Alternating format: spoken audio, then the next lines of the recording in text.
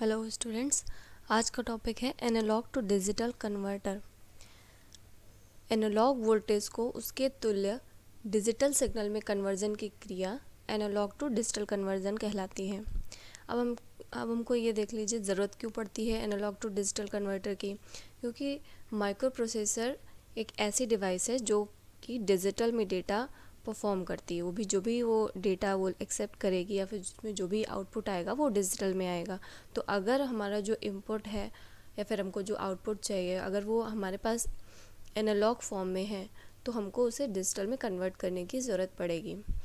जो analogue signal होता है वो कंटिन्यूअस सिग्नल होता है और जो डिजिटल सिग्नल होता है उसकी केवल दो वैल्यूज़ होती हैं, 0 और 1। जैसे जो एनालॉग सिग्नल होगा वो इस तरह से होता है कंटिन्यूअस, और जो डिजिटल सिग्नल होगा वो इस फॉर्म में होगा, उसकी केवल दो वैल्यूज़ होंगी, 0 और 1। अब ये देखिए एनालॉग टू डिजिटल कन्वर्जन के दो मेथड होते हैं। जो पहला मेथड होता है उसमें एनालॉग सिग्नल की तुलना एक अन्य डिजिटल सिग्नल किसी अन्य सिग्नल से की जाती है।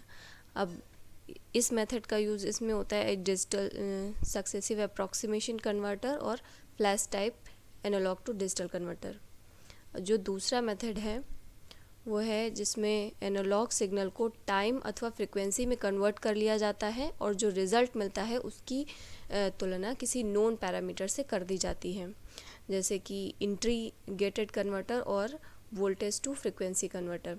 इसमें एक 3 बिट का एनालॉग टू डिजिटल कन्वर्टर दिखाया गया है जिसमें एक इनपुट है एनालॉग इनपुट और उसके 3 आउटपुट हैं। जो भी इसमें इनपुट मिलेगा वो डिजिटल में कन्वर्ट होकर के यहाँ आपको आउटपुट में मिल जाएगा। अब सबसे पहले देख लेते हैं successive approximation type analog to digital converter. Successive approximation method में एक रजिस्टर होता है, सक्सेसिव अप्रॉक्सीमेशन रजिस्टर। उसमें इस मेथड में देखिए होता क्या है कि एनालॉग वोल्टेज का एमएसबी से स्टार्ट करते हैं हम। उसमें जो भी वैल्यूज़ होती है उसका एमएसबी से हम स्टार्ट करेंगे और एक समय में केवल एक बिट का ही अप्रॉक्सीमेशन किया जाता है। और इसमें जो मेन कंपोनेंट होते हैं वो है digital to analogue converter, successive approximation register और कंपैरेटर। इसका ये कुछ ब्लॉक डायग्राम है इसका। इस मेथड में एनालॉग से डिजिटल में कन्वर्ट करने के लिए डिजिटल टू एनालॉग कन्वर्टर, इसका जो डिजिटल टू एनालॉग कन्वर्टर है इसका आउटपुट एक कंपैरेटर में दिया जाता है और वहाँ पे एक दूसरा जो इनपुट एनालॉग इनपुट दिया गया है उससे कंपेयर किया जाता है। और जब दोनों कंपेयर हो जाते हैं, दोनों मैच हो जाते हैं, तो उस टाइम पे जो सक्सेसिव अप्रॉक्सीमेशन रजिस्टर का जो आउटपुट है वो वहाँ पर आपको आउटपुट मिल जाता है, वही उसका डिजिटल आउटपुट होता है। अब इसको ऑपरेट कैसे करते हैं ये देख लीजिए। ये है कंट्रोल, इसमें स्टार्ट स्टेटस होगा और ये डेटा रेडी होगा और यहाँ पे एक क्लॉक दी जाती है इसमें। और सबसे पहले यहाँ पे जो D3 है इसका जो MSB है इसको सबसे पहले सेट कर देते हैं और बाकी सभी 0 रहते हैं। और फिर ये जाता है 4 bit digital to analogue converter में। जो भी यहाँ पे डिजिटल में इसको जो इनपुट मिला है वो एनालॉग में कन्वर्ट हो जाएगा और फिर यहाँ पे जो एनालॉग इनपुट दिया गया है उससे इसको कंपेयर किया जाएगा। अगर कंपैरेटर का स्टेटस चेंज होता है तो इसका मतलब होता है कि जो इनपुट यहाँ पे आया है वो हाई है। तो अगर ये हाई होता है, स्टेटस चेंज होता है, तो D3 को फिर से रीसेट कर दिया जाएगा और जो नेक्स्ट MSB है मतलब D2 उसको सेट किया जाएगा। और अगर ये स्टेटस चेंज नहीं होता है तो जो D3 है वो सेट ही रहेगा और जो नेक्स्ट MSB है वो सेट कर दी जाती है। तो इसी तरह से ये जो प्रोसेस है वो कंटिन्यू चलती रहती है जब तक कि D0 को परफॉर्म नहीं कर लिया जाता। और जो लास्ट में जब D0 परफॉर्म हो जाता है तो लास्ट में जो इसका आउटपुट होगा वो यहाँ पे शो हो जाता है आउटपुट रजिस्टर में। और जो संपूर्ण इसमें जो कन्वर्जन का टाइम लगता है, जिस प्रोसेस में जितना भी टाइम लगेगा उसको हम कैलकुलेट कर सकते हैं कि जितने भी बिट्स इसमें यूज़ हुई हैं, बिट्स की संख्या को एक कन्वर्जन साइकिल में जितना टाइम लगा है उसी से मल्टीप्लाई कर करके हमको जो टोटल कन्वर्जन टाइम है वो मिल जाएगा। मतलब total conversion time equal to time for 1 conversion cycle multiply by number of bits. अगर जैसे इसमें देखिए 4 बिट का यूज़ किया गया है, 4 तो एक कन्वर्जन में जितना टाइम लगा, मान लीजिए t टाइम लगा, तो t मल्टीप्लाई बाय 4, तो इससे टोटल कन्वर्जन का जो टाइम लगा होगा वो मिल जाएगा।